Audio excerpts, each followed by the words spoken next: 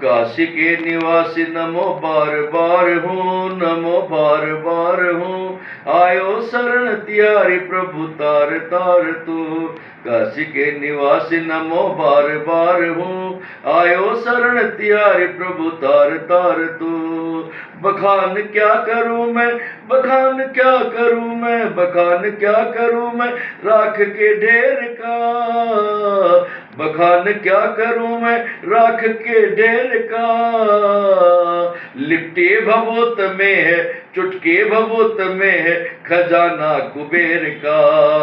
गंगाधार मुक्तिधार, गंगाधार मुक्तिधार प्रभु ओमकार तू।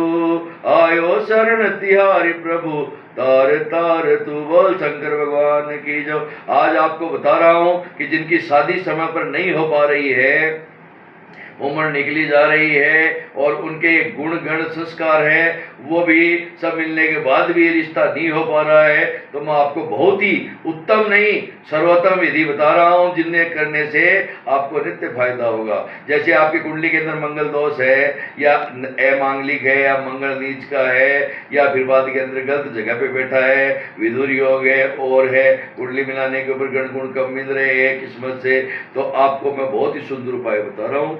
आप नित्य एक तो शिव की पूजा करिए। एक हर सोमवार को आप 7 सोमवार को आपको क्या करना है, एक सोमवार को दूध का अभिषेक, एक सोमवार को दही का अभिषेक, एक सोमवार को घी का अभिषेक, एक सोमवार को तिल्ली के तेल का अभिषेक, एक सोमवार को शहद का अभिषेक और एक सोमवार को भांग का अभिषेक, एक सोमवार को आपको केसर का अभिषेक करना चाहिए। इसके अंदर आपको 7 प्रकार के अभिषेक करने हैं। और दूसरी बात है कि आपको रुद्री के सामान्य पाठ नहीं करवाने हैं। 5 ब्राह्मणों को बैठा करके 3 के पास आप महामृत्युंजय करवाए और 2 के पास नमक चमक का पाठ करवाए। और नमक चमक का पाठ पूरा अनुष्ठान पूरा होने के बाद उनको वही मंदिर के अंदर भोजन करा करके वस्त्र आदि दक्षिणा दे करके तिलक करके और पूर्ण एकाग्रता से भक्ति भाव से उनके प्रति आदर करके और उनको विदा करें। फिर और आप भी अपने भोजन वहीं पर करें और प्रसाद लेकर के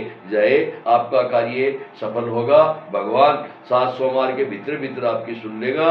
ये भविष्यवक्ता संजय की महर्षि वाणी है। दूसरा उपाय आपको मैं बता रहा हूँ कि आपके जिस समय शनि की महादशा चल रही है, अंतर्दशा चल रही है या प्रत्यंतर दशा चल रही है, सूक्ष्म दशा चल रही है या प्राण दशा चल रही है, शनि की छोटी बनौती चल रही है, शनि का ढैया चल रहा है या गोचर के अंदर शनि मेष राशि का है, 20 अंश के मध्य में है, तो वो पूर्ण नीच का हो जाता है। इसके अंदर भी विवाह के अंदर रुकावट आती है। मंगल है 28 अंश तक का और नीच का 28 अंश का ऊंच का होता है। मकर राशि के अंदर मंगल है तो भी फिर बाद में आपके दिक्कत हो सकती है। और अगर फिर बाद के अंदर पहले चतुर्थ सप्तम अष्टम और द्वादश भाव के अंदर मंगल है तो भी शादी के अंदर रुकावटें आ सकती है।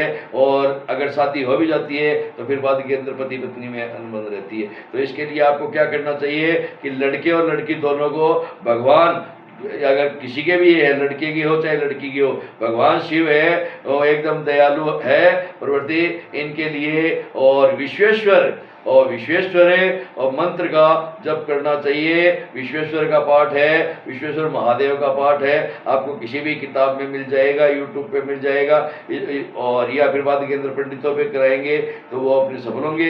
ये आप खुद स्वयं करें। दूसरी चीज़ ये है कि सभी कुछ हो रहा है आपके और फिर बाद के अंदर सभी कुछ आप करा चुके हैं कि आपके कालसर्प दोष की शांति भी करवा चुके हैं, है या नहीं है बता देते हैं, करवाते हैं। मंगल शांति भी करवा चुके हैं, ग्रहों की शांति भी करवा चुके हैं, फिर भी सफल नहीं हो रहे हैं। तो आपको चाहिए कि आपको वायव्य कोण के अंदर जो मकान है घर का उसके अंदर आपको शयन करना चाहिए। और या फिर बाद में वायव्य कोण के अंदर जो स्थान है उसके अंदर अपनी खाट चारपाई डाल करके या तो आपको पश्चिमाभिमुख या उत्तराभिमुख करके सिराना करके सोना चाहिए। उत्तराभिमुख अगर मुंह आपका होगा तो सिर आपका दक्षिण में होगा और पश्चिमाभिमुख आपका होगा तो पूर्व में आपका सिर होगा। इस हिसाब से आपको शयन करना है।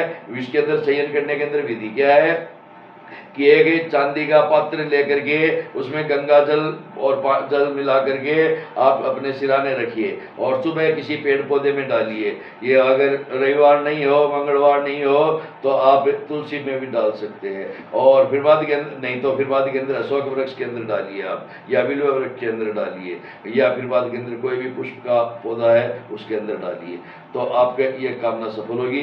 दूसरी चीज़, जो आपके चारपाई है, बेड है, इसके अंदर चांदी की कील ठुकवाइए, ड्रिल से खिंचवा करके और चांदी की करिए। अगर आपके बुरे स्वप्न आते हैं या फिर बाद के अंदर परेशानी हो रही है वो भी नहीं होगी, और मंगल दोष है वो भी धीरे धीरे शांत होगा। दूसरी बात, हर मंगलवार को हनुमान जी की पूजा आप नित्य करें, हनुमान जी का व्रत करें। सिंदूर आप चमेली के तेल में मिला करके सिंदूर का ही दीपक जलाए, उसके अंदर मोली की बत्ती बनाए।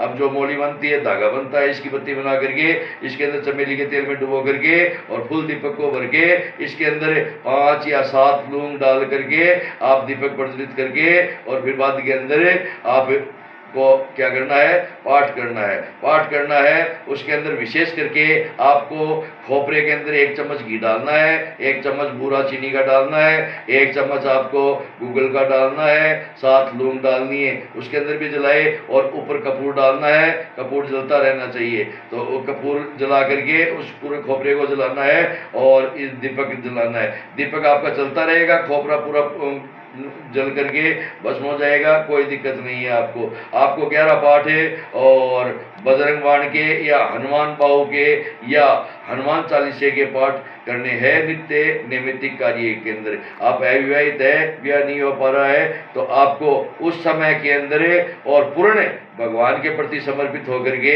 और करना चाहिए। अगर ये आप नहीं कर सकते तो दीपक जला करके राम रक्षा स्तोत्र का पाठ करना चाहिए। भगवान मर्यादा पुरुषोत्तम प्रसन्न होंगे, वरदान देंगे। हनुमान जी भी भगवान रामचंद्र जी के नाम से प्रसन्न होंगे, आपके शादी का योग खुलेगा। जय श्री राम।